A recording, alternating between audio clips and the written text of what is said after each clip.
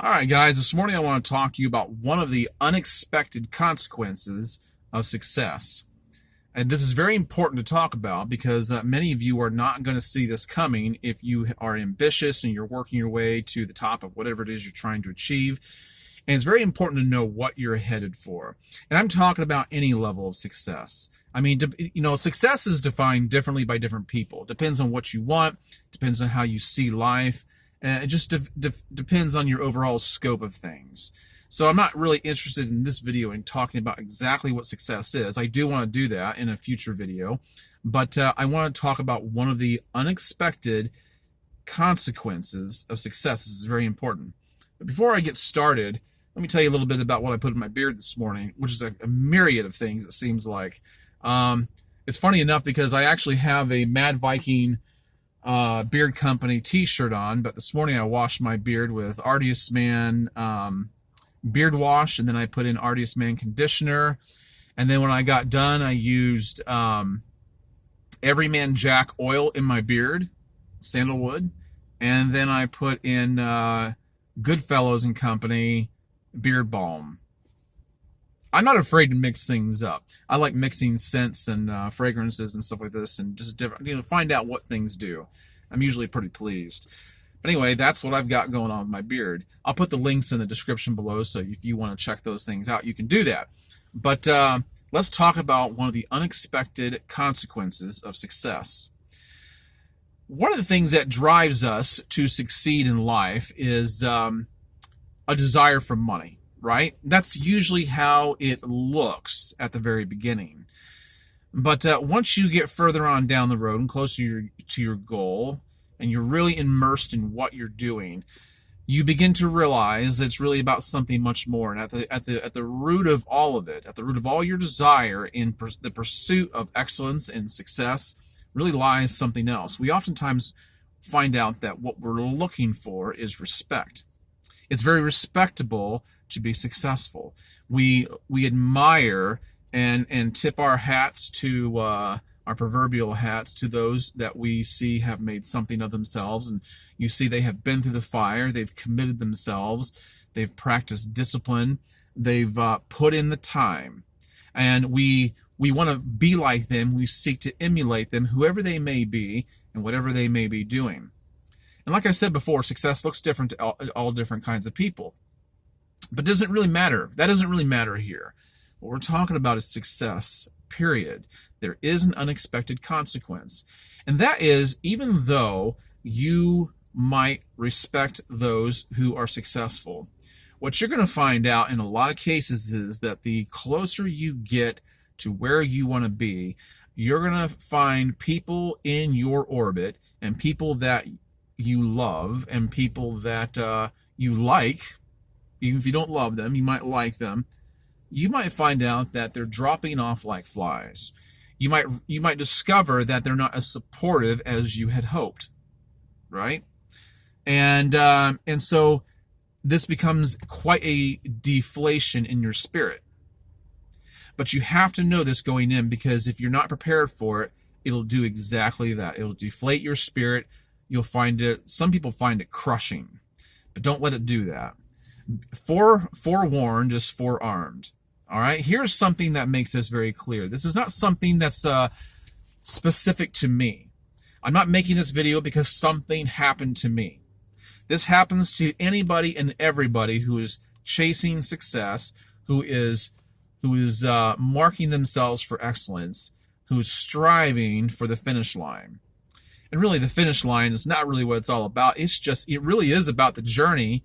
But success does look a particular way to you, and here's what you can expect. This is a little quote from a man named E.W. Howe. Back in the early 1900s, he was a novelist and editor of magazines and newspapers and whatnot. Exactly, I can't remember exactly, but it doesn't really matter. He was a very well-respected man and a very successful one. But here's what he said about success: if you succeed in life, you must do it in spite of the efforts of others to pull you down. There is nothing in the idea that people are willing to help those who help themselves. People are willing to help a man who can't help himself. But as soon as a man is able to help himself and does it, they join in making his life as uncomfortable as possible. Did you get that? You need to be very aware of this. It's interesting to me to find out what really makes people tick when they're cheering you on. All right? It's different than when your parents show up to your football game or your basketball game. And they're watching you, and they're cheering you on. It's because they love you, and they love you in spite of the outcome, right? They love you in spite of the differences in performances of team players. They love you in spite of all that, and they're going to cheer you on just as hard. There's a difference in that, and the cheering on of your constituents. All right? What you're going to find out is that people like to cheer on people who have not achieved something. They've expressed and aired out their goals. They've made it known, and they're on their way, and people like to root somebody on. First of all, people like to root for the underdog.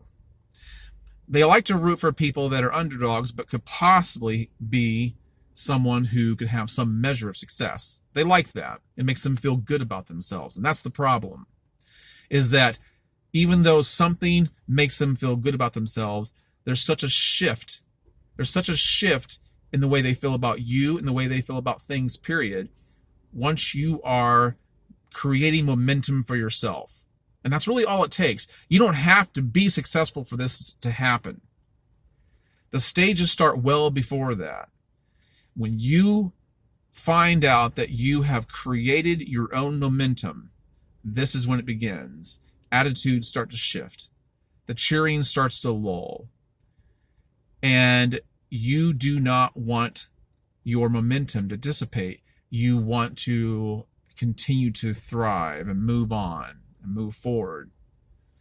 But I'm telling you all of this because you might find it a crushing blow once you see people begin to do this. And it doesn't feel good. Mark my words, the whole road to success does not feel good. And in fact, I guarantee you, if you sat down and talked to people in your life who you would consider successful, you respect them. You like them, you're still cheering them on. You sit down and talk to them, find out what they have to say about this matter.